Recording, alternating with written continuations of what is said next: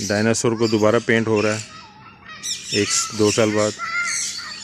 इस पर पेंट हो चुका हुआ है, अब इसके डिटेलिंग रह गई है, शेड रह गया इसके ऊपर।